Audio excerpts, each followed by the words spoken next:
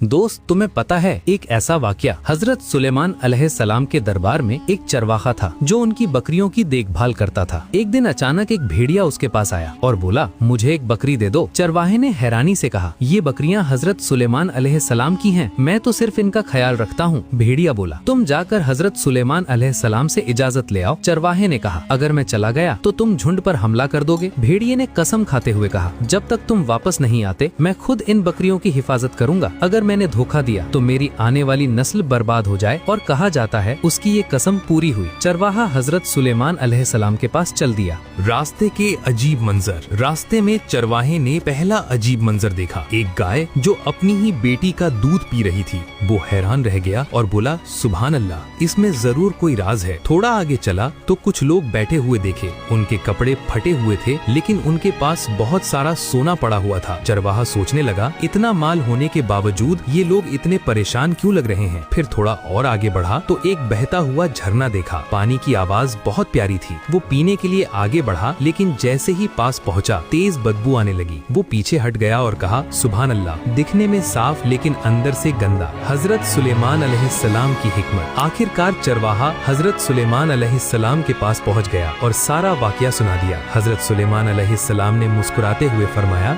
जो गाय अपनी बेटी का दूध पी रही थी उसका मतलब ये है कि आखिरी जमाने में माएं अपनी बेटियों की कमाई पर गुजारा करेंगी। जो लोग सोना होने के बावजूद फटे कपड़ों में थे वो हराम और चोरी के माल से अमीर हुए होंगे। लोग हराम कमाई में सुकून ढूंढेंगे लेकिन बरकत खत्म हो जाएगी। और जो झरना दूर से साफ लग रहा था वो उन लोगों की मिसाल है जो दिखने में बहुत दीनदार होते हैं लेकिन उनके दिल दुनिया की ख्वाहिशों में डूबे होते हैं। दूर से नेकी नजर आती है मगर पास जाकर सच्चाई नहीं मिलती। भेड़िया और आखिरी सबक। ये सुनकर चरवाहा रो पड़ा और कहा, या अल्लाह, हमें ऐसे वक्त से बचा लेना। वापस आकर उसने देखा भेड़िया बाकी बकरियों की हिफाजत कर रहा था। चरवाहे ने कहा, हजरत सुलेमान अलैहिस्सलाम ने इजाजत दे दी है, तुम एक बकरी चुन सकते हो। भेड़िए ने पूरे झुंड को देखा और सबसे कमजोर बीमार बकरी चुन ली। चरवाहे ने पूछा, तुमने इसी बकरी को क्यों चुना? भेड़िया बोला, क्योंकि ये अपने रब का जिक्र नहीं करती थी। जो अपने खालिक को भूल जाता है वो आखिरकार सबसे ज्यादा नुकसान उठाता है। ये कहकर भेड़िया चला गया और चरवाहा सोचता रह गया। इस कहानी का सबक ये है, हर वक्त अल्लाह का जिक्र करते रहो,